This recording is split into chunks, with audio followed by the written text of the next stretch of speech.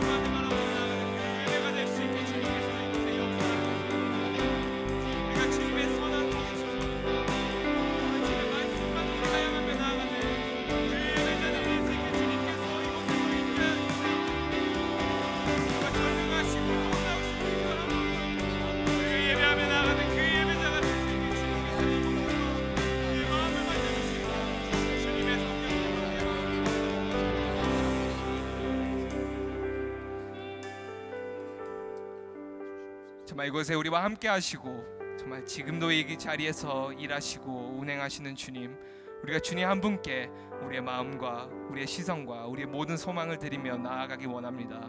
주님, 이 예배를 통하여 주님께서 우리에게 오늘 말씀해 주시고 정말 주님 그 진리를 우리가 알 수 있게 정말 우리의 귀를 열어주시고 우리의 마음을 준비시켜 주시고 우리가 주님 한 분만을 바라보며 나아가는 그 예배자가 될 수 있게 오늘 이 시간 우리의 마음을 인도해 주세요. 감사합니다. 주님, 이 모든 기도를 우리 주 예수님 이름으로 기도드립니다. 아멘. 우리 이 시간 함께 자리에 일어나서 정말 지금도 살아계시고 지금도 역사하시는 우리 주님을 함께 찬양하며 나아갑시다. 아멘.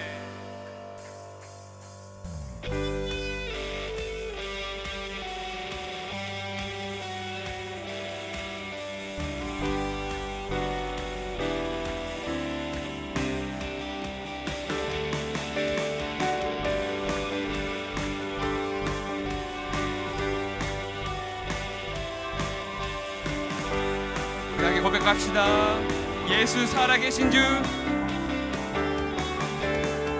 예수 살아계신 주, 지금도 역사하시네.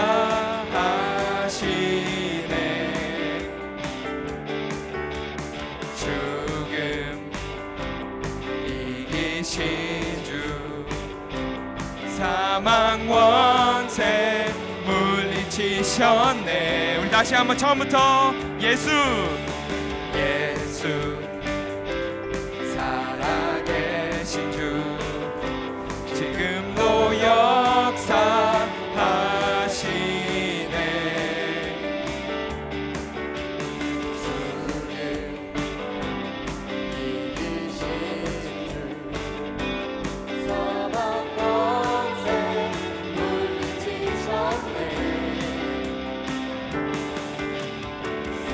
어둠 속에 같이 누리는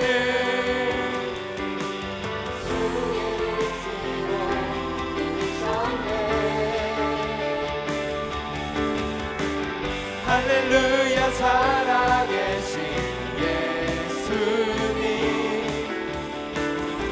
무엇도 비교할 수 없네. 할렐루야 부활하신 어린 양 나 영원히 주 찬양하리. 아멘. 우리 다시 처음부터 예수 살아계신 주 지금도 역사하시네.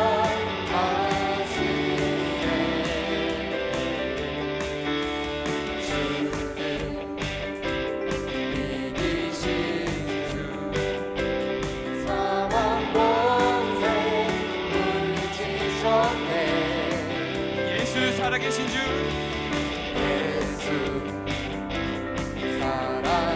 모든 것 다스리시네. 모든 것 다스리시네.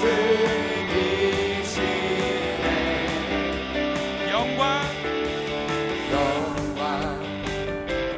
존귀하며 하신 사신 주께 드리세.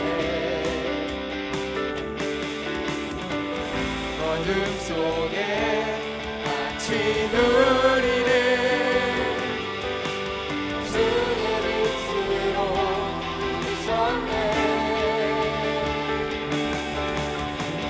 할렐루야 살아신 여주여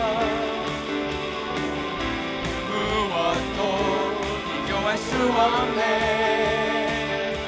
부활하신 할렐루야 부활하신 어린 양 나 영원히 주 찬양하리. 할렐루야 살아계신 예수님 할렐루야 살아계신 예수님 무엇도 비교할 수 없네. 할렐루야 부활하신 어린 양 나 영원히 주 찬양하리. 우리가 계속해서 전능하시고 정말 놀라우신 우리 주님을 계속해서 찬양하며 나아갑시다. 우리 모든 죄를 씻겨주시고 우리 모든 결박을 풀어주신 주님, 우리가 주님 한 분만을 높이며 나아가기 원합니다. 전능하신 주, 전능하신 주 모든 죄와 사망을 물리치셨네. 영광의 주님 만왕의 왕 예수. 온 땅 흔드는 주님의 위엄, 주님 모든 만물이 주를 경배해. 영광의 주님 만왕의 왕 예수. 놀라우신 은혜 완전하신 사랑 나의 죄 위하여 주 생명을 주시고 자유케 하셨네. 오 예수의 가신 모든 일 찬양해.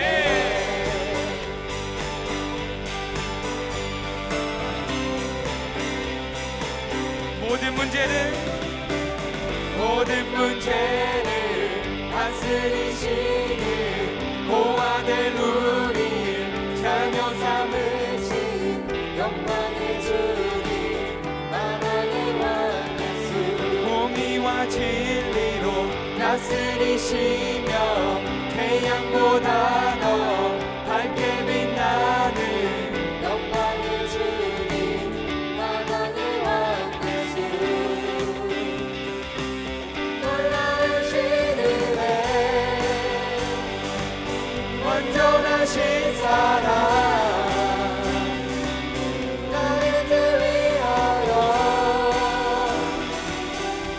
십자가 지신 주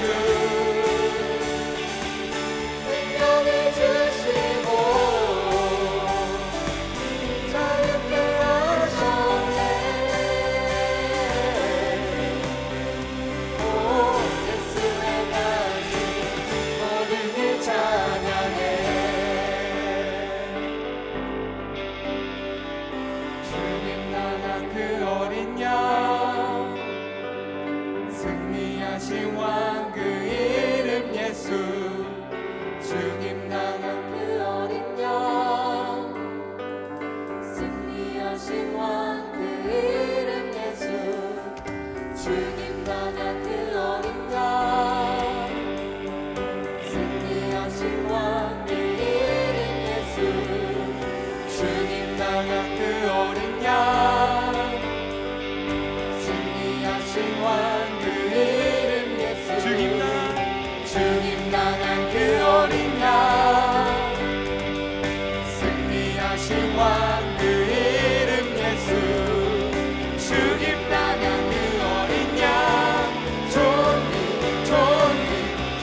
놀라우신 은혜. 아멘. 완전하신 사랑 나의 죄 위하여 십자가 지신 주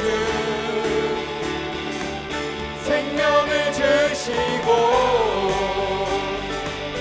자유케 하셨네.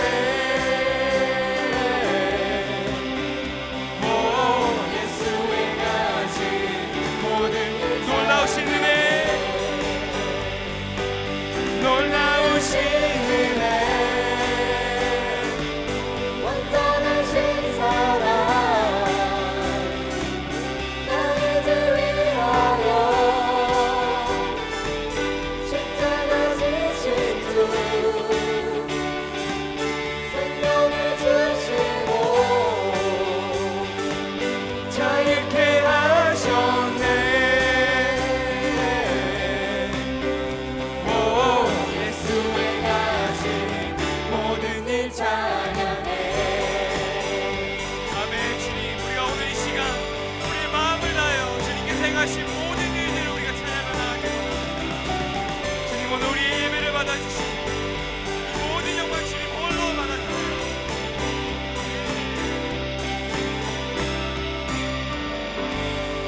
전능하시고 놀라우신 주님께 우리의 모든 영광을 정말 나아갑시다. 아멘.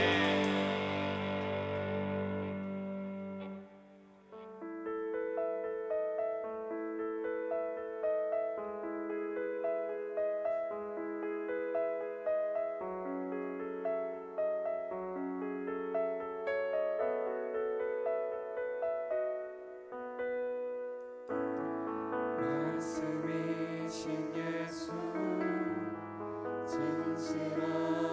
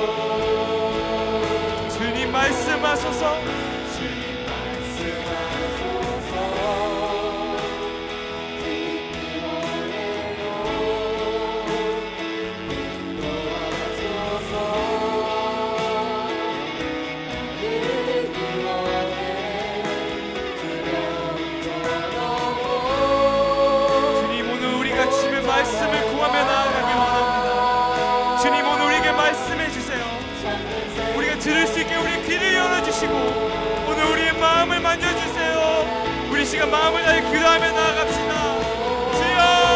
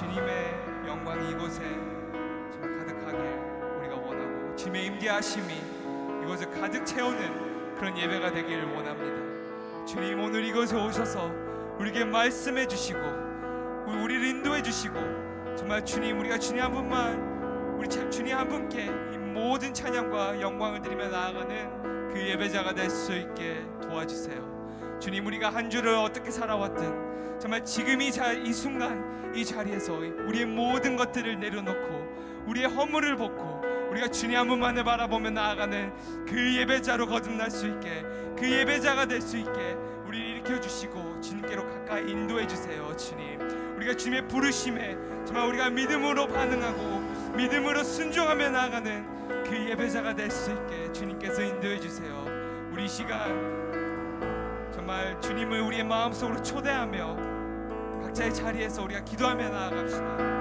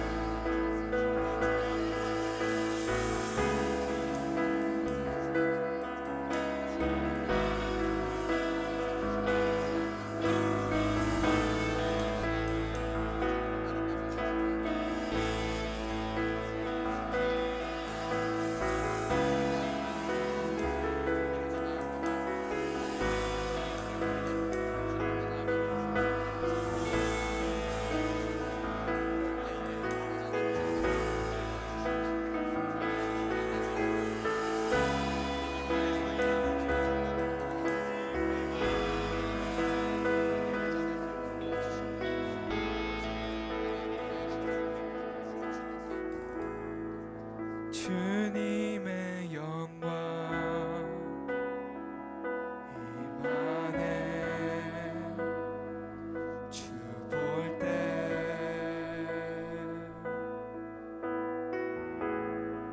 주님의 영광 임하네. 주 볼 때 주님의 영광 임하네. 주 볼 때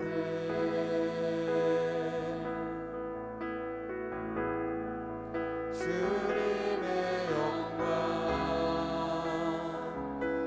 임하네. 주 볼 때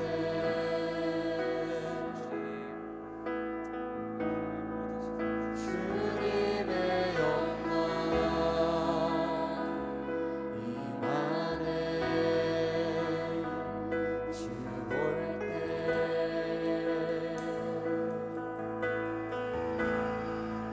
주님의 영광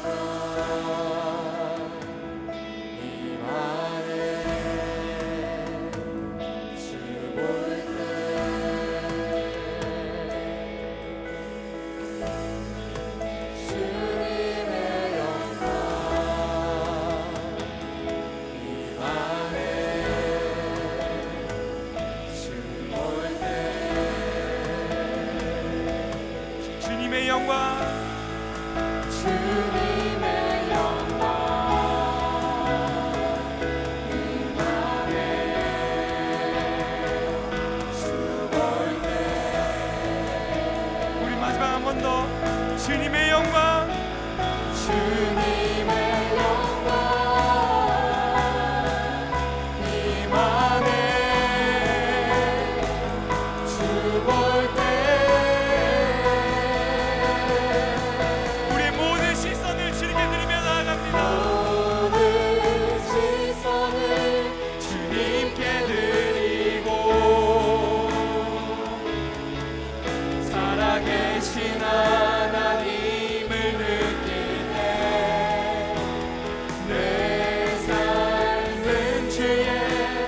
역사가 되고 하나님이 일하기 시작한 모든 시선을 주님께 드리고 전능하신 하나님을 느낄 때 세상은 주의 나라가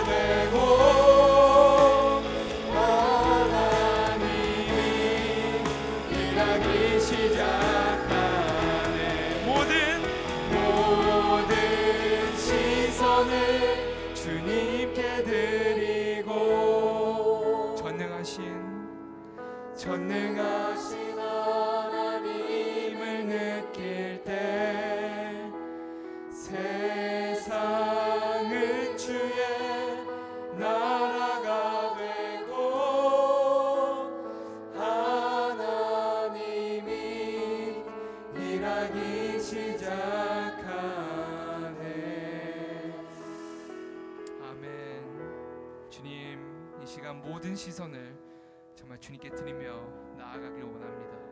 정말 우리가 우리의 마음을 다하여 주님을 바라볼 때 정말 살아계시고 전능하시고 정말 지금도 역사하시는 주님을 우리가 느끼며 나아갈 때 주님께서 정말 우리가 이 세상을 살아갈 그 담대함과 정말 그 진리를 알아갈 수 있는 그 마음과 믿음과 정말 주님을 더욱더 사랑할 수 있는 그 마음을 허락해 주세요.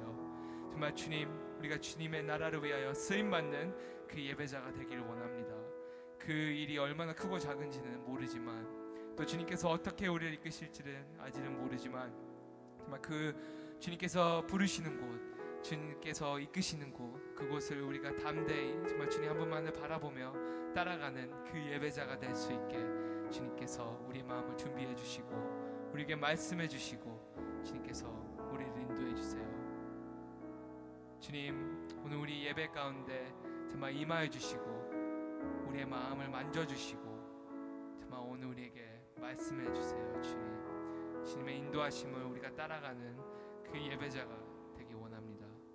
정말 이 세상의 두려움을 넘어 정말 그 온전한 나라 주님께서 우리를 이끌어 주시는 그곳으로 정말 우리가 함께 나아가는 그 예배자가 되기 원합니다. 그 생명의 길로, 그 영원한 길로 우리를 인도해 주세요. 감사합니다. 주님, 오늘도 우리 이렇게 불러주시고 우리가 함께 예배할 수 있게 해주셔서 감사합니다. 우리의 예배와 이 찬양과 우리의 기도와 이 모든 영광을 받게 합당하신 우리 주 예수님 이름으로 기도드렸습니다. 아멘. 아직도 살아계시고 역사하시는 우리 주님께 다시 한번 영광의 박수를 올려드립시다. 아멘. 네, 다시 한번 우리 예수 공동체에 나오신 여러분들을 주님의 이름으로 환영합니다. 우리 옆 사람 바라보면서 다시 한번 축복의 말씀을 우리가 전하면 좋겠어요. 우리 주님 한 분만을 바라보며 나아갑시다. 바라보며 나아갑시다. 주님 한 분만을 네, 바라보며 좋습니다. 나아갑시다. 우리 저번 주에 제가 제발이라고 움직이셔가지고 너무 감사합니다. 그래서 이번 주도 부탁합니다. 저번에 어디가 여기가 같구나. 그러면 이쪽이 제 왼쪽, 여러분들 오른쪽이죠. 성민이 있는 곳에 거기서부터 반대쪽으로 가서 인사를 해주면 좋을 것 같아요. 그래서 우리가 똑같은 축복의 말로 정말 우리의 모든 시선이 주님께로 향하길 원하길 바라면서 정말 우리가 서로 축복하는 말씀을 전하면 좋겠습니다. 서로 축복하며 나아갑시다. 제발, 제발.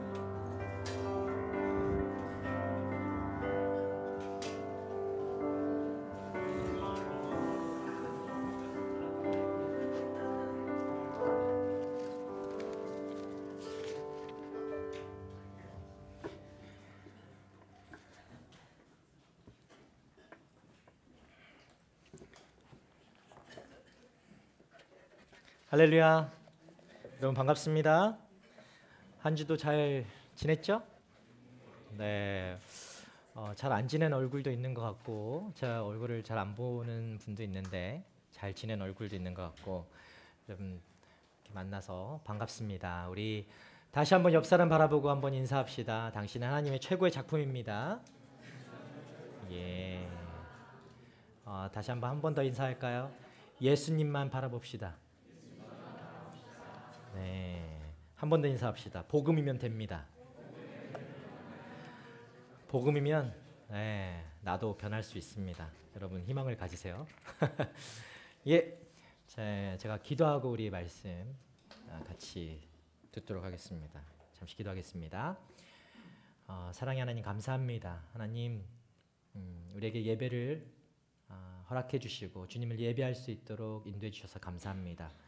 하나님 이 귀한 날 이 특권을 누리는 우리 모두가 되게 하여 주시옵소서. 주님 주신 이 은혜를 은혜 되게 하는 이 예배 되게 하여 주시고 우리의 마음 열어주셔서 주님 말씀 듣게 하여 주시고 정말 변할 수 없을 것 같은 나도 주님의 말씀으로 주님의 복음으로 변화되는 놀라운 그 은혜를 경험하는 이 예배가 될 수 있도록 인도하여 주시옵소서. 그렇게 말씀으로 우리를 변화시키실 주님께 감사와 영광을 올려드립니다. 주님 감사합니다. 예수님 이름으로 기도드립니다. 아멘. 자, 오늘 주신 하나님의 말씀 우리 함께 보겠습니다. 오늘 주신 하나님의 말씀은 갈라디아서 1장 1절부터 12절까지의 말씀입니다. 자, 갈라디아서 1장 1절부터 12절까지의 말씀입니다. 저와 여러분 한 절씩 우리 읽도록 하겠습니다. 제가 먼저 하나님 말씀을 읽을게요. 사람들에게서 난 것도 아니요 사람으로 인해 된 것도 아니요 오직 예수 그리스도와 그분을 죽은 사람들 가운데서 살리신 하나님 아버지로 인해 사도가 된 나 바울과 나와 함께 있는 모두 형제들이 갈라디아에 있는 교회들에게 편지를 씁니다. 하나님 우리 아버지와 주 예수 그리스도의 은혜와 평강이 여러분에게 있기를 빕니다. 예수 그리스도는 하나님 곧 우리 아버지의 뜻을 따라 이 악한 세대에서 우리를 건져내시려고 우리 죄를 대신해 자신의 몸을 내주셨습니다. 하나님께 영광이 영원 무궁하기를 빕니다. 아멘. 그리스도의 은혜로 여러분을 부르신 분을 여러분이 그렇게 쉽게 떠나 다른 복음을 쫓는 것에 대해 나는 놀라지 않을 수 없습니다.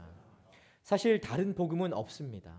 다만 어떤 사람들이 여러분을 혼란에 빠뜨려 그리스도의 복음을 변질시키려고 하는 것입니다. 그러나 우리든 하늘에서 온 천사든 우리가 여러분에게 전한 복음 위의 것을 전한다면 그는 저주를 받아 마땅합니다. 우리가 전에도 말한 것처럼 내가 지금 다시 말합니다. 만일 누구든지 여러분이 받은 복음 위의 것을 전한다면 그는 저주를 받아 마땅합니다.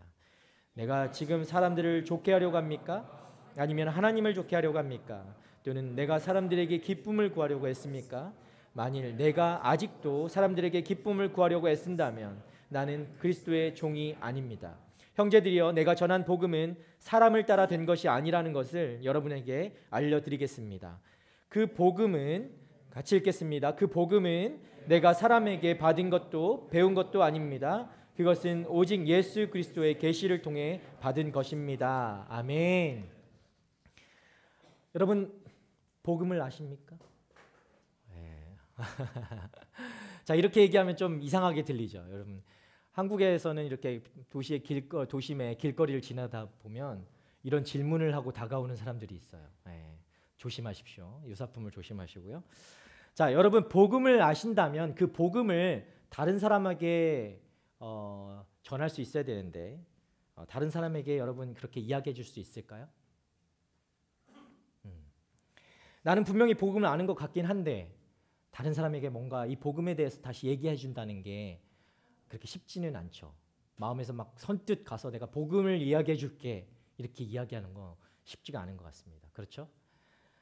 오늘부터 우리가 갈라디아서 말씀을 10월 달까지 계속 보게 돼요. 갈라디아서가 그렇게 길지 않은 복음서이지만 16장까지 있거든요. 그런 갈라디아서지만 10월 말까지 우리가 이 말씀을 보게 되는데요. 이 갈라디아서는 어떤 책이냐면 굉장히 직접적인 책이에요. 직접적으로 그렇게 명확하게 선명하게 어디 돌려 말하지 않고 정확하게 말하는 책입니다. 자, 이 책이 말하고 있는 것이 무엇인가? 바로 사도 바울이 말한 그 복음에 대해서 이야기하는 것입니다. 다른 건 얘기하지 않습니다. 복음에 대해서 얘기하는 책이에요. 복음에 대해서 돌려서 말하지 않고 정확하게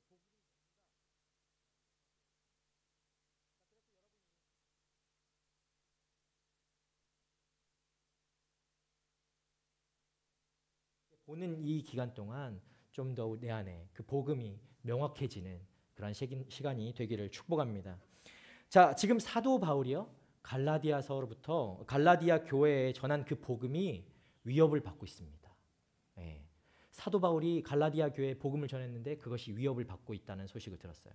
여러분 갈라디아 교회가 어디에 있는지 아세요? 갈라디아 지방에 있겠죠. 네. 네. 무슨 대답을 기대한 거죠? 네. 갈라디아 지방에 있겠죠. 네, 갈라디아 교회는 하나의 교회를 이야기하는 것이 아닙니다. 갈라디아 지방에 있는 여러 교회들을 이야기하는 게 갈라디아 교회예요. 자, 사도행전 7장에 보면요, 예루살렘 교회가 박해를 당하게 돼요. 거기에서 여러분 잘 아시는 스데반 집사님이 있죠. 예, 그분이 그 복음을 전하다가 박해를 받고 핍박을 받고 결국엔 잡혀가서 돌에 맞고 죽게 됩니다.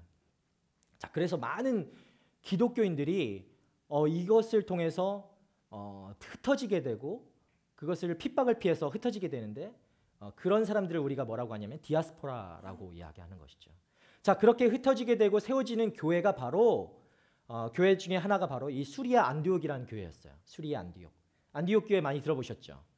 예, 그 소식을 듣게 된 예루살렘 교회가 마더처치 같은 느낌이에요. 이 예루살렘 교회가 안디옥 교회에다가 이제 안디옥 교회가 세워졌으니까 좀 저 교회에다가 뭐 사역자를 보내야겠다 하면서 보낸 사역자가 누구냐면 여러분 잘 아시는 바나바 목사님이에요. 자, 바나바 목사님을 보냈는데 바나바가 나 혼자 이제 하는 것보다 동력자를 구했어요. 그 동력자가 바로 사도 바울이었어요. 자, 그렇게 해서 이 안디옥 교회는 바나바라는 목사님과 사도 바울이라는 이 부목사님이 함께 사역하게 된 교회다라는 거죠. 굉장한 교회죠. 예. 지금으로 말하면 우리 한국 온누리교회에서 우리 담당 목사님을 시드니 온누리교회로 가서 이렇게 사역해라라고 보내신 거예요. 예. 이해가 빠르죠? 네. 저는 여기서 있었는데 저는 보냄받지 않았어요. 예. 자, 그렇게 바나바와 바울이 안디옥 교회를 이렇게 잘 세워갈 때쯤에 그곳에서 한 2년 정도 사역을 하게 됩니다. 잘 세워갈 때쯤에 안디옥 교회 교인들이 같이 금식하면서 예배를 드리고 있던 중이었어요. 그때 성령께서 갑자기 교인들에게 성도들에게 말씀하시는 것입니다. 우리 사도행전 13장 2절과 3절 말씀 함께 볼까요? 자, 그들이 주께 예배드리며 금식하고 있을 때 성령께서 그들에게 너희는 바나바와 사울을 따로 세워 내가 그들에게 맡긴 일을 하게 하라라고 말씀하셨습니다. 그래서 그들은 금식하며 기도한 후 바나바와 사울에게 손을 얹고 그들을 보냈습니다. 자, 성령께서 갑자기 막 예배드리고 있는데 말씀을 하시는 거예요. 안디옥 교회 이 담당 목사였잖아요. 바나바하고 바울을 부목사를 이렇게 선교를 위해 보내라 말씀하신 거죠. 이 사건이 바로 최초의 선교사 파송이었습니다. 안디옥 교회 교인들이요 지체 없이 그들을 안수하고 보냈다라고 말씀이 나와 있습니다. 이것이 어떻게 가능한가요, 여러분? 우리로서는 갑자기 우리가 막 지금 이렇게 예배드리고 있는데 갑자기 막 일부 예배 드리고 있는데 기도하는 중에 성령께서 말씀하셔서 담당 목사를 파송해라 하는 거예요. 예, 가능할까? 여러분 우리 AS 예배 드리고 있는데 저를 보내라 막 이렇게 성령께서 말씀하시면 바로 보내겠죠, 여러분. 보내고 싶죠 지금? 아니야? 예, 그래요. 보내주세요. 여러분 지체 없이 순종하시기 바랍니다. 말씀하시면 순종해야죠. 자, 그렇게 해서 안디옥 교회가요 이방 선교의 좀 시작점, 이 발원지가 된 것입니다. 자, 여러분 이런 안디옥 교회였어. 자, 이때 바나바와 바울이요 첫 번째로 선교를 나간 곳. 자, 그것을 우리가 선교를 갔던 그 사건을 바로 1차 전도 여행, 바울의 1차 전도 여행이라고 하는 것입니다. 자, 그때 이들이 세운 교회가 바로 이 오늘 보시는 갈라디아 교회들이었어요. 왜냐하면 수리아 안디옥에서 갈라디아 이 지방이 가장 가까웠거든요. 전도여행을 가니까 가장 먼저 가는 곳이 바로 이 갈라디아 지방이었어요. 자, 지금 지역으로 보면 이 지역은 어디냐면 터키 지방이에요. 터키 지방. 루스드라, 더베, 이고니온, 비시디아, 안디옥 이런 곳을 바로 이 갈라디아 지방이다라고 이야기하는 거죠. 여러분 생각해 보세요. 뭐든지 처음이 기억이 남잖아요. 생생하게 그 마음이 더 와닿고 마음이 더 쓰이고 그렇게 마음이 더 가는 것이 우리의 마음입니다. 그런데 바울과 바나바도 이 자신들의 첫 전도 여행지 이 갈라디아 더 특별했던 거예요. 이들에게도 그 갈라디아는 굉장히 특별히 마음이 쓰이는 곳이었습니다. 자, 처음 가는 곳에서 복음을 전하면서 여러분이 사도행전 13장, 14장, 15장 말씀을 좀 같이 보시면 너무 좋을 것 같아요. 갈라디아에서의 어떤 배경이라고 할 수도 있습니다. 이 처음 가는 그 선교지에서 얼마나 뭐 허둥지둥 됐겠습니까? 처음 아무리 바울이라고 해도 아무리 바나바라고 해도 첫 전도여행은 힘든 것입니다. 자, 그 복음을 전하면서 무시도 당하고 조롱도 당하고 우리 사도행전 말씀 보면은 사도 바울은 죽음의 문턱까지 갔다 왔던 사람입니다. 사실은 죽었다라고 말씀이 원문을 보면 죽은 거였어요. 근데 하나님께서 다시 살리신 것이죠. 그 문턱까지 갔을 정도로 핍박을 당했지만 열심으로 그렇게 전도했던 그곳이 바로 갈라디아 교회였다라는 것이죠.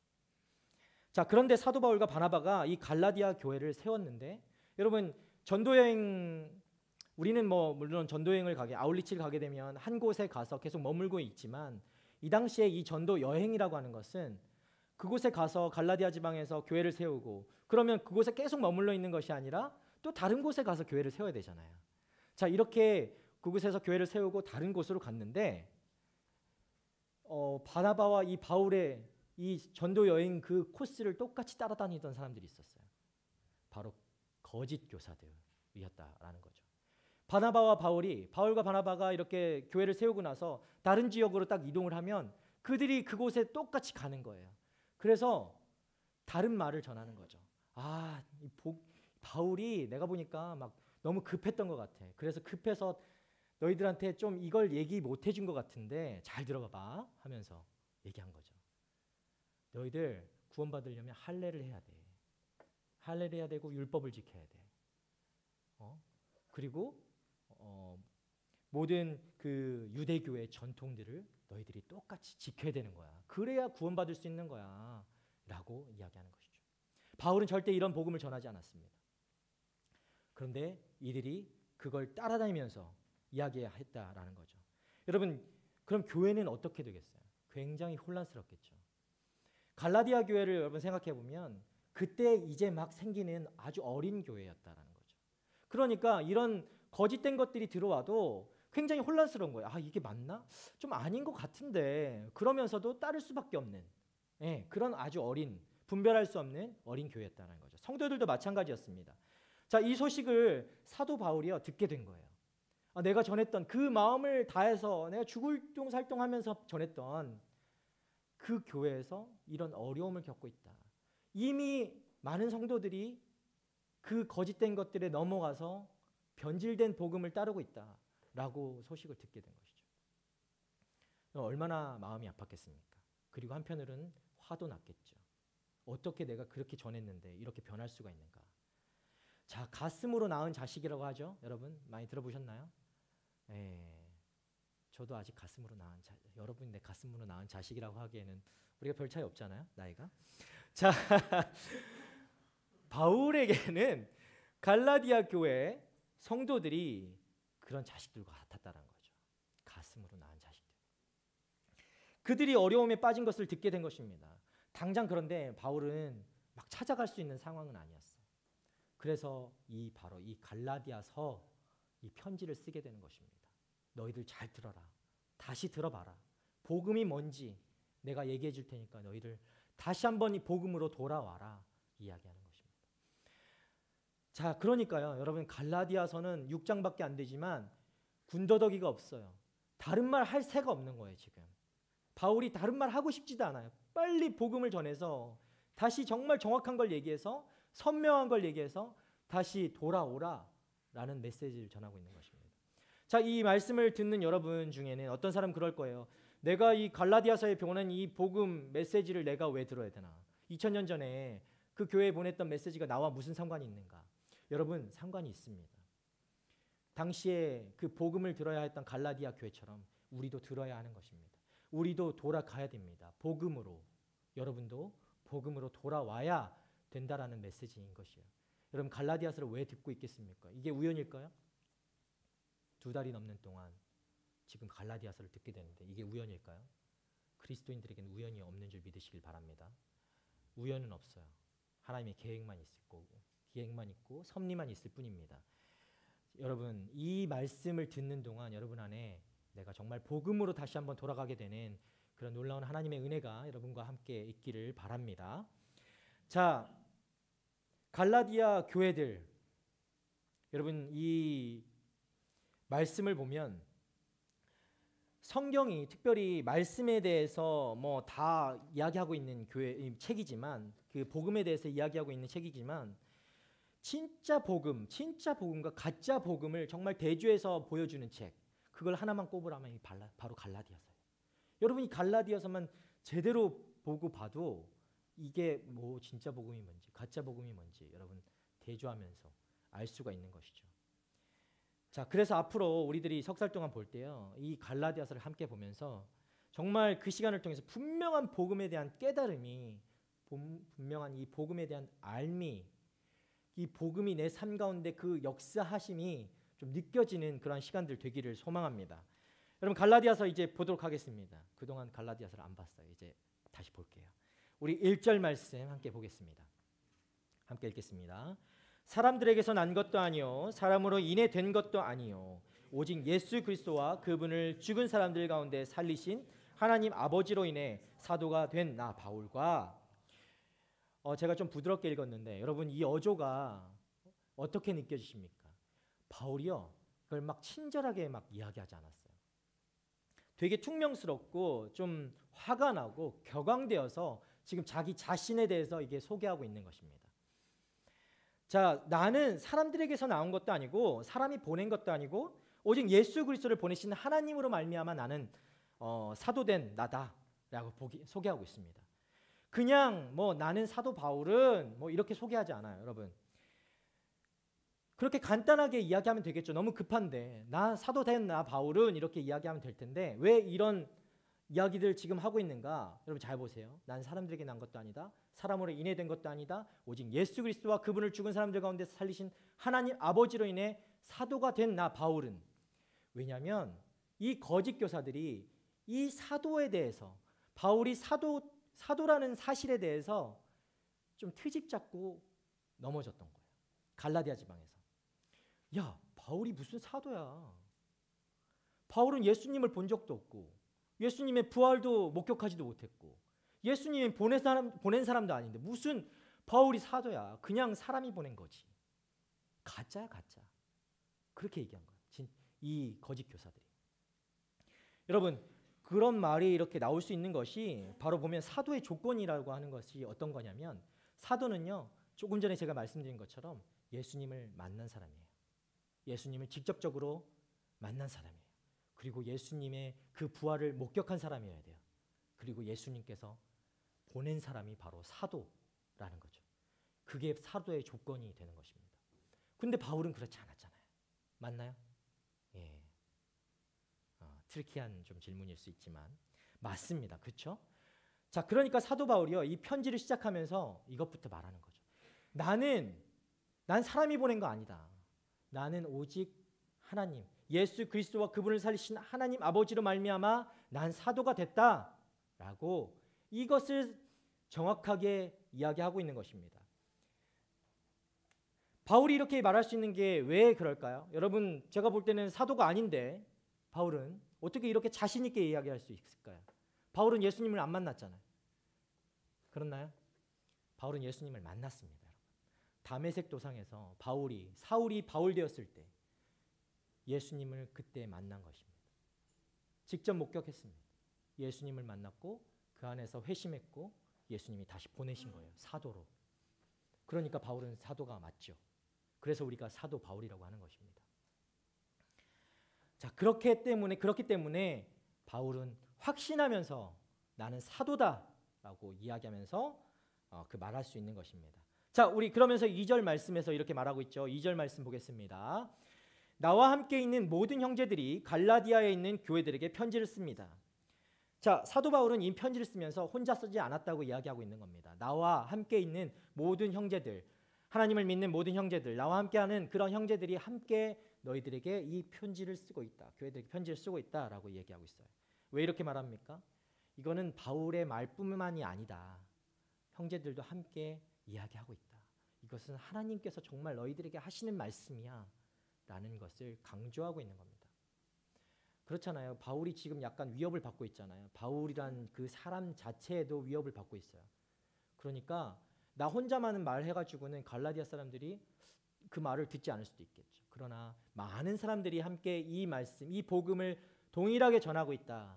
하나님의 사람들이 너희들에게 동일하게 이야기하고 있다라고 강조하는 겁니다. 자, 그러면서 빨리 인사말을 끝내려고 합니다. 우리 3절 말씀 보겠습니다. 하나님 우리 아버지와 주 예수 그리스도의 은혜와 평강이 여러분에게 있기를 빕니다. 여러분 인사말 보면요. 보통 바울의 다른 서신서들, 바울이 서신서를 13개를 썼습니다. 신약 성경이 몇 권 있죠? 네, 27권이 있는데 그 중에 13권을 바울이 썼다는 거예요. 대단하죠. 자, 그 바울의 다른 서신서들을 여러분 바라보게 되면 바울은 이런 식으로 이야기하지 않아요. 이렇게 인사하지 않습니다. 보통 그 안에는요 감사의 말도 있고 좀 막 친절한 말들도 이렇게 더 하거든요. 격려의 말도 있고 인사말이 이렇게 있는데 그런 말 다 빼고 바로 직접적으로 이야기하고 있어요. 심각한 이 갈라디아의 상태를 여러분 보여주고 있는 겁니다. 나는 빨리 본론을 얘기하고 싶다라는 것입니다. 자, 그렇게 하면서 바울이 본론으로 들어갑니다. 자, 그런데 우리가 이 인사말, 이 3절에서 우리가 좀 한 가지 보고 싶은 것은 이 바로 은혜와 평강이라는 단어예요.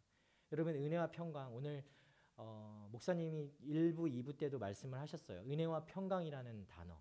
이게 18번 이 성경에 나오는데 평강과 은혜는 절대 나오지 않습니다. 성경에요. 은혜가 있고 평강이 있습니다. 우리 모두가 평강을 원하죠. 사람들은 평강을 원합니다. 왜냐하면 우리의 삶이 불완전하고 불안하기 때문에 그런 삶의 연속이기 때문에 우리는 늘 평강의 삶을 살기를 원합니다. 왜냐하면 우리 인간은 불완전하잖아요. 그러니까 항상 평강의 삶을 살 수가 없는 것이죠. 우리는 평강이 필요합니다. 그런데요, 이 불안을 극복해 줄 수 있는 이 길은 다른 데서 찾을 수가 없다라는 거예요. 오직 주님의 은혜가 있을 때 이 불안이 덮여질 수 있고 우리는 평강으로 들어갈 수 있다라는 것입니다. 하나님의 은혜가 우리에게 부어질 때 여러분 우리는 그 불안을 이기고 평강을 경험하게 되는 것입니다. 은혜가 없는 평강은 있을 수 없고요. 은혜를 앞서는 평강도 있을 수 없습니다. 오직 주님의 은혜가 우리에게 주어질 때 우리는 그 평강을 얻는 것입니다. 여러분 이 은혜는 뭐예요? 주님이 주시는 은혜죠. 예수 그리스도 그분이 우리를 위해서 십자가에 달려 죽으신 그리고 다시 사신 그 은혜, 그것이 바로 우리에게 필요하다는 겁니다. 그 은혜가 여러분의 안에 경험되어질 때 여러분은 진정한 평강을 누릴 수 있게 되는 것입니다. 여러분 모두에게 이러한 은혜와 평강이 있기를 소망합니다. 자, 진짜 이제 본론으로 들어가는 거예요. 시간이 많이 됐나요? 진짜 이제 본론으로 들어간 거예요. 우리 4절과 5절 말씀 함께 읽겠습니다. 예수 그리스도는 하나님 곧 우리 아버지의 뜻을 따라 이 악한 세대에서 우리를 건져내시려고 우리 죄를 대신해 자신의 몸을 내주셨습니다. 하나님께 영광이 영원 무궁하기를 빕니다. 아멘. 여러분 이것이 복음입니다. 4절, 5절 말씀. 여러분 진짜 복음이 무엇인지 지금 이야기하고 있는 것입니다. 이게 복음이에요. 이 말씀 안에 복음이 다 담겨져 있어요. 자, 이후에 6절부터 우리가 9절까지도 보게 되지만 6절부터 9절까지는 진짜 복음이 아니라 다른 복음에 대해서 이야기하는 거죠. 다른 복음이라는 것은 없다라고 강조하고 있는 그 부분이 바로 이 뒤에 나오는 것입니다. 여러분, 다른 복음은 없습니다. 복음은 복음일 뿐입니다. 복음은 하나죠. 다른 복음이라는 자체도 있을 수 없습니다. 자, 그런데 이 다른 복음을 6절부터 9절까지 말하기 전에 자, 4절과 5절에 진짜 복음에 대해서 먼저 이야기하는 겁니다. 여러분, 이것 굉장히 중요한 원리예요. 우리가 요즘에 굉장히 우리 주변에 이단들이 많죠. 그래서 저 이단은 뭘 가르치는 거지?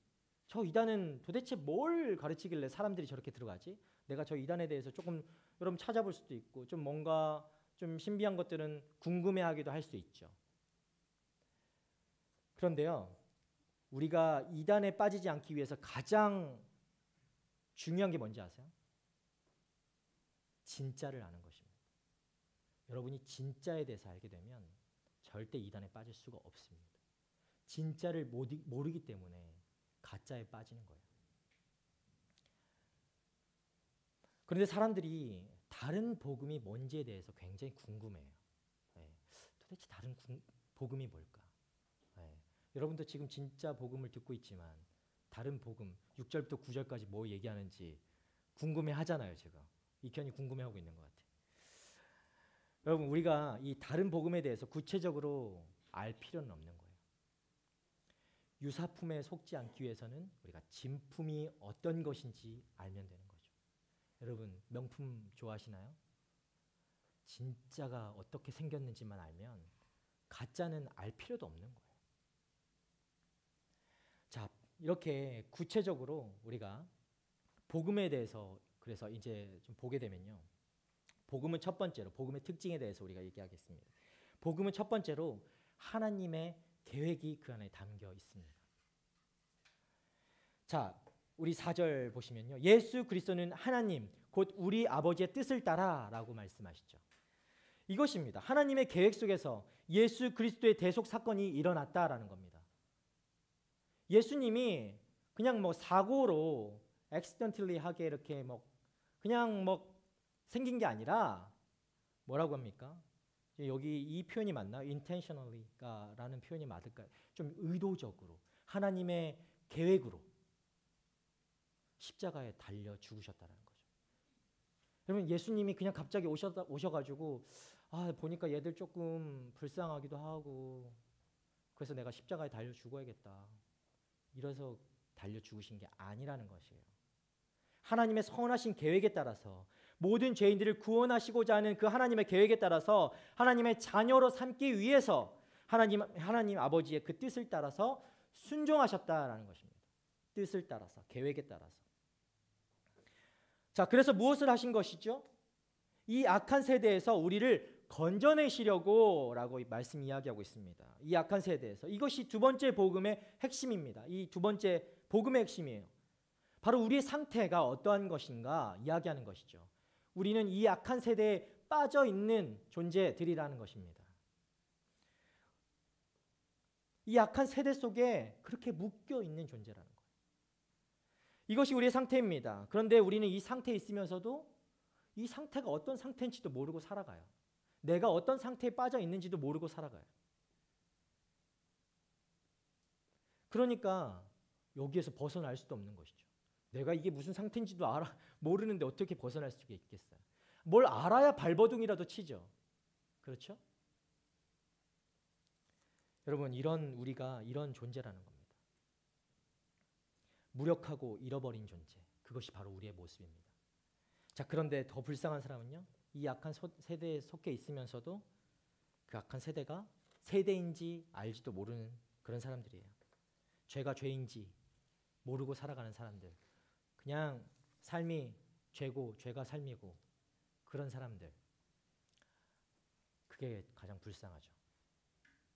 자, 그럼 그리스도인은 누굴까요, 여러분? 그리스도인은 어떤 사람들일까요? 예수 그리스도의 가르침과 본을 따라 살아가는 사람들일까요? 틀린 말이 아닌 것 같죠?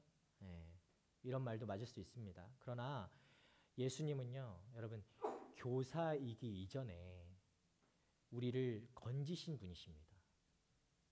이 악한 세대 가운데서 우리를 건져내신 분이십니다.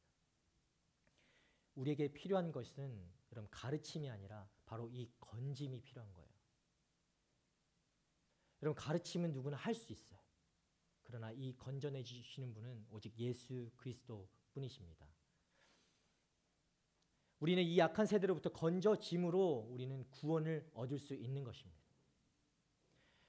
여러분 생각해 보세요. 막 물에 빠졌는데 어떤 사람이 물에 빠져서 허우적대고 있는데 여러분이 옆에 가가지고 책을 들이대면서 야 이거 물에 빠졌을 때는 이렇게 수영해야 되고 이렇게 나와야 돼. 이렇게 가르쳐주면 그게 효과가 있나요? 건져내야 되는 것이죠. 그 사람에게 필요한 것은 건져짐입니다. 우리에게 필요한 사람은 예수 그리스도의 그 건져짐이라는 거죠. 자, 이런 상태에 빠져있는 우리를 위해서 그럼 예수께서 어떻게 하셨습니까? 우리 죄를 대신해 자신의 몸을 내주셨습니다. 여러분 이 세 번째 바로 이것이 예수님의 희생입니다. 복음의 특징, 예수님의 희생이 분명히 있어야 된다는 겁니다. 예수님은 전적으로 목적을 가지고 희생하셨습니다. 그냥 마음 내켜서 어느 날 갑자기가 아니에요. 전적으로 목적을 가지고. 예수님이 지신 십자가는 전적으로 우리의 죄를 대속하기 위해서 그 어린 양으로 오셔서 물과 피를 쏟으신 것입니다. 우리를 위해서, 생명을 내어주기 위해서 십자가를 지신 것이죠. 자, 그럼 우리는 무엇을 할 수 있을까요? 하나님께 영광이 영원 무궁하기를 빕니다. 아멘. 여러분, 우리는 찬송하는 것입니다. 이것이 복음의 네 번째 특징이에요. 우리의 찬송입니다. 하나님은 무엇을 하셨습니까? 여러분, 자격 없는 우리들, 그렇죠? 자격 없는 우리들, 우리가 정말 건져짐이 나에게 필요한지도 모르고 살아가는 우리들, 그렇게 살아가고 있을 때 우리를 은혜로 계획하시고 그리스도를 우리에게 보내주셨습니다. 하나님께서 그렇게 계획하시고 보내주신 거예요. 그리스도를. 구원은 여러분 순전히 은혜입니다. 그래서 오직 영광 받으실 분은 하나님 한 분뿐이신 줄 믿으시길 바랍니다. 구원은 은혜예요. 거기에 우리의 어떠함도 더해도 덜해도 더하지 않습니다. 그저 하나님의 은혜인 것이죠. 은혜로 얻을 수 있는 것입니다. 그래서 우리가 할 수 있는 것은 찬송하는 거예요. 우리가 드리는 예배도, 헌신도, 사역도, 봉사도, 하나님께 드리는 이 찬송, 찬양이 없으면 여러분 모두가 하나님을 위한 것이 아니라 타 자신을 위한 것이 될 수 있다는 겁니다. 그래서 찬송하는 것이 무엇보다 중요한 거예요.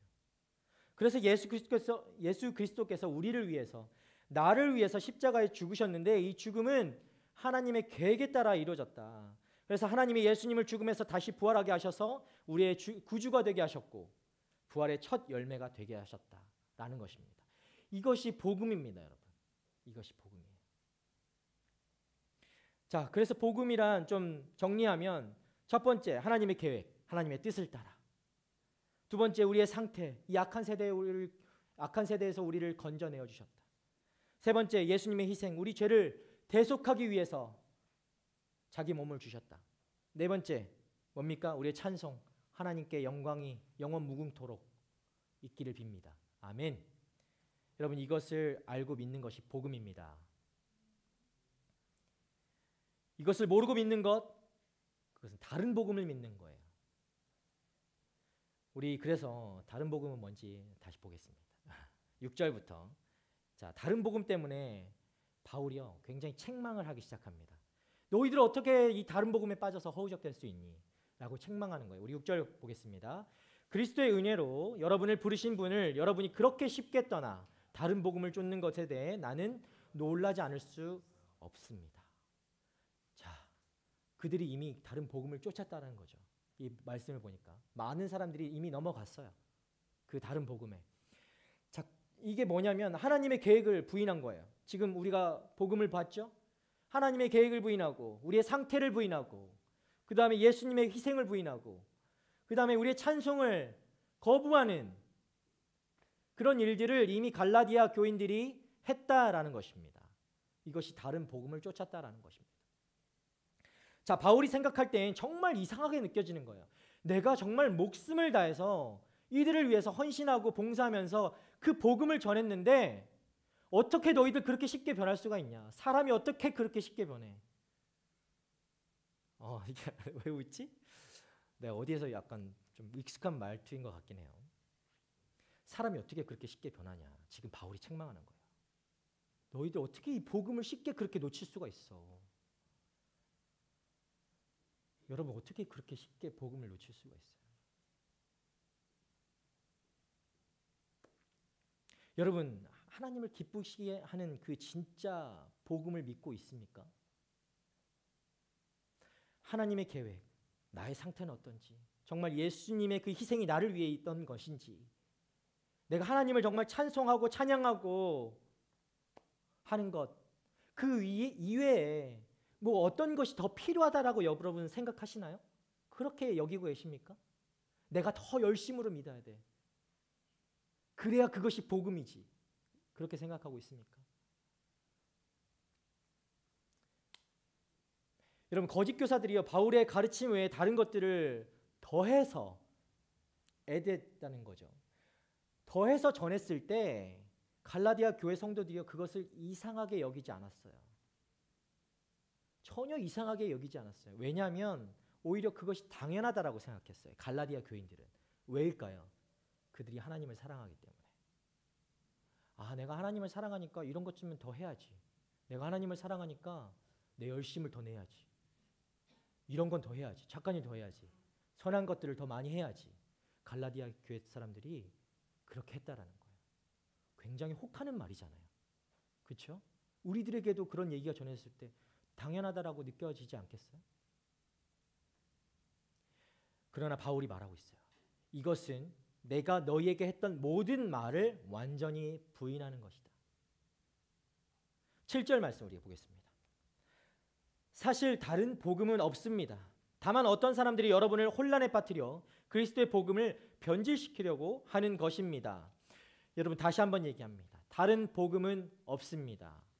여러분, 옆에 사람 보고 좀 인사합시다. 다른 복음은 없습니다. 다른 복음은 없으니까 쫓을 복음도 없습니다. 여러분, 다른 복음이 없는 거예요. 쫓을 다른 복음이 없어요. 복음은 하나밖에 없습니다. 우리가 앞에서 읽었던 4절과 5절 말씀에 나와 있는 이 복음, 이 말씀이 복음인 거예요, 여러분. 복음을 설명할 수 없을 것 같으면 오늘 4절과 5절 말씀을 외우세요. 네, 외워서 우리 수련회 때 같이 외운 사람만 밥 먹고 합시다. 복음도 모르는데 어떻게 밥을 먹을 수가 있어? 네. 자, 이게 복음인 거예요, 여러분. 이 악한 세상에서 그 복음에 대해서 뭔가 더 해야 되는 것 아니야? 뭔가 조금 더 붙여서 해야 되는 거 아니야? 그거 복음 조금 약하지 않아? 그걸로 어떻게 복음이라고 할 수가 있어? 거기에 조금 더 뭔가를 첨가해야지. 노력이 없이 어떻게 구원이 이루어지지? 내가 아무것도 안 했는데 어떻게 노력이 그 구원을 나한테 주신 거지? 여러분, 노력해서 여러분 구원 얻으셨어요? 좀 더 교회 일 많이 해야지. 봉사 많이 해야지. 헌신해야지. 이러면 막 안 할 것 같긴 한데 자, 그런 것도 하지 않는데 어떻게 구원을 얻냐, 이런 마음이 우리 안에 들 수 있다는 겁니다. 갈라디아 교회에서 다른 복음을 전했을 때 그들이 이런 마음을 가지게 된 거예요. 그런데 여러분, 하나님의 말씀은요, 더하거나 변경하거나 수정할 수 없고, 하나님의 말씀은 변할 수가 없는 것입니다. 하나님의 말씀은 변하지 않고 영원한 것입니다. 아멘. 복음도 마찬가지예요. 복음 외에 다른 것이 더해지면 여러분, 그것은 복음이 아닌 것이죠. 변질된 복음이라고 얘기도 하기 쉽지 않습니다. 그것은 복음이 아닙니다. 예수님은 우리를 대속하신 분이십니다. 여러분, 대속은 한 번이면 되는 것이에요. 한 번이에요. 한 번으로 끝나는 것입니다. 그 단 한 번의 대속의 은혜가 우리 가운데 계속해서 흘러넘치는 것이죠. 우리는 그것을 믿고 살아가는 사람들이에요. 그런데 우리가 만약에 이 복음에 뭔가를 더해야 된다라고 하는 것은, 그 의미는 뭐냐? 예수님을 십자가에 2번 죽이는 거예요. 계속 죽여야 되는 거예요.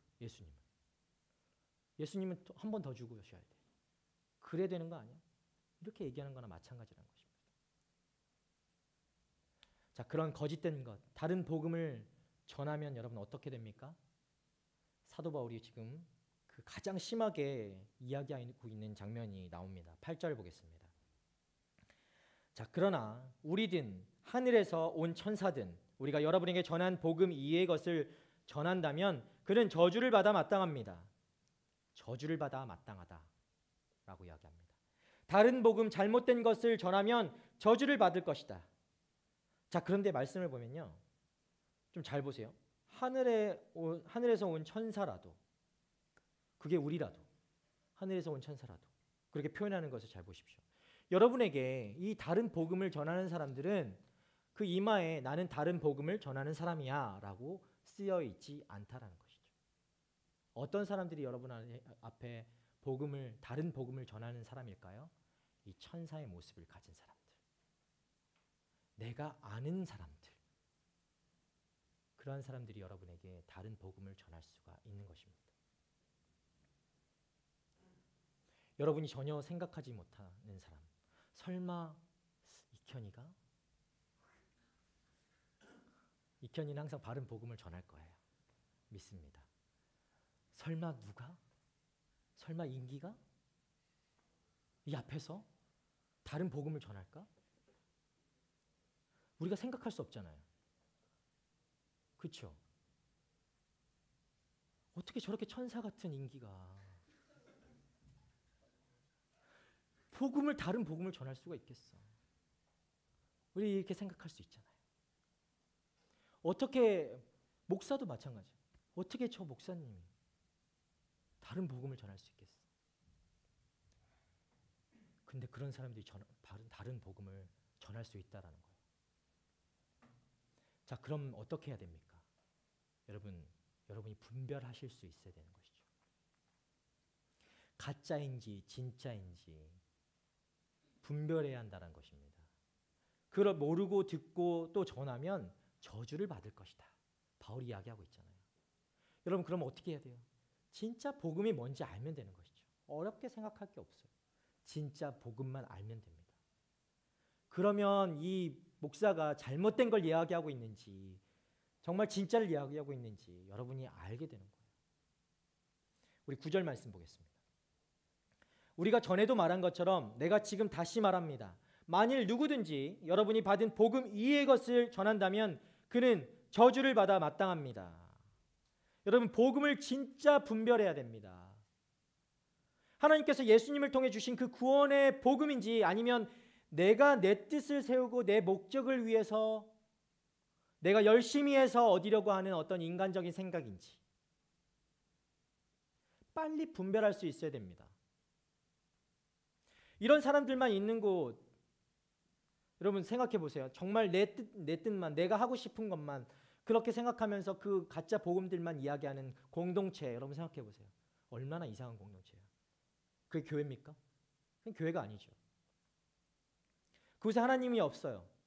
모두 자신들만 있을 뿐이지.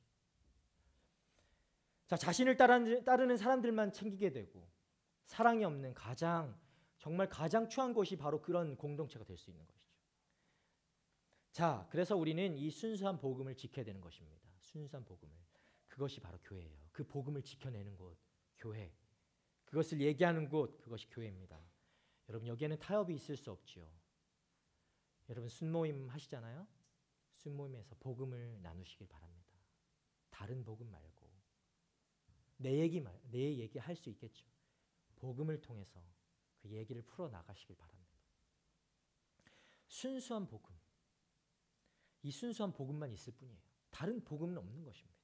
우리들도 조심해야 하는 것은요, 우리들이 자꾸 어떤 행사에 집중할 수도 있고 뭔가를 해야 되는 것에 더 집중할 수도 있어요. 그런데 이런 거에 막 사람의 이목을 끄는 것, 이런 것에 우리의 마음을 쏟다가 보면 이 진짜 복음을 놓칠 수가 있다는 거죠.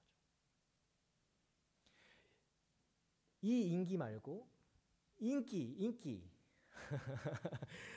우리가 오늘 인기가 많이 나오는데 인기를 얻고, 정말 인기는 어때? 복음을 놓친다면 여러분 어떻게 돼요? 되게 불쌍한 일이 되는 것이죠. 비참한 인생이 되는 것이죠. 무슨 그게 의미가 있겠습니까? 여러분, 이런 것 때문에 교회에도 자꾸 가짜 복음이 들어오는 것입니다. 우리의 마음이 그곳에 휩쓸릴 수밖에 없기 때문에.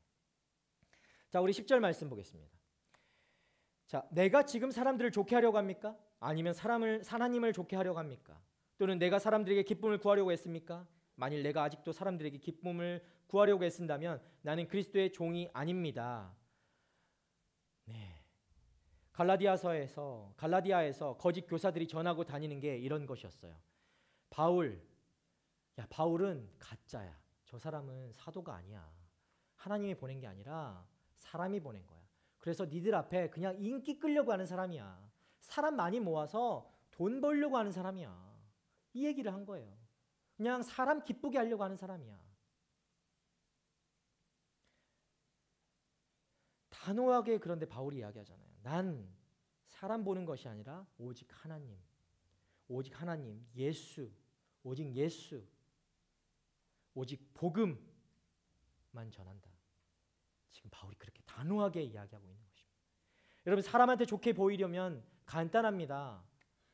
이런 말 내가 여러분 길게 설교를 여기서 앞에 할 필요가 뭐 있어요? 여러분 하나님 믿으세요? 부자 됩니다. 로또가 이번에 파워볼이 엄청난 금액이 쌓였다고 하는데 여러분 오늘 당장 로또를 사보세요. 하나님 믿으면 당장 1등 됩니다. 저 이렇게 얘기하면 여러분 얼마나 좋아하겠어요. 물론 1등이 안 되면 여러분이 떠날 수 있겠지만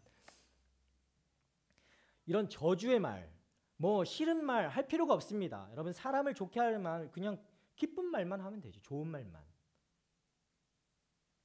사람들 마음 불편하게 이런 불편하게 하는 행동도 할 필요도 없고요.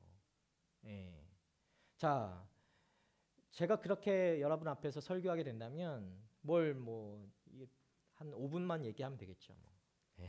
간단하게 예수 믿으면 잘 된다. 예. 예수 믿어라. 그렇게 얘기하면 되겠죠. 자, 그런데 사도 바울이 그렇게 하지 않았어요. 하나님을 기쁘게 하시는 데만 온통 정말 하나님만 기쁘시게 하려고 온통 그곳에만 신경을 썼던 사람이라는 거죠. 여러분, 여러분의 동기는 무엇입니까? 여러분이 지금 사역을 하고 있습니까? 여러분 어떤 일을 하고 있습니까? 여러분의 동기가 무엇이에요? 여러분 어떤 사역을 한다면, 어떤 봉사를 하고 있다면 여러분의 동기는 무엇입니까? 그 너머에 있는 동기는 무엇입니까? 사람을 기쁘게 하려고, 사람에게 인정받으려고, 그 사람의 마음을 사려고 하는 것인가요? 또한 나를 위한 건가요? 나를 좀 더 어떻게 포장해 보려고, 좀 보람을 좀 얻어보려고. 사랑하는 여러분, 내가 어떻게 살아야 할까?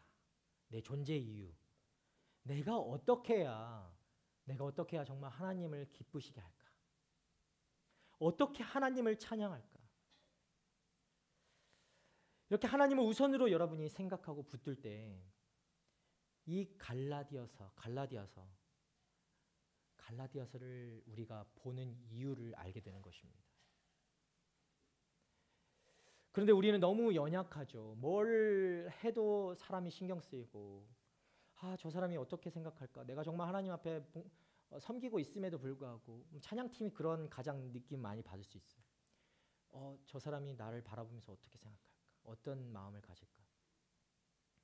그런 연약함들이 우리에게 있다라는 거예요. 사람에게 인정받고 싶다.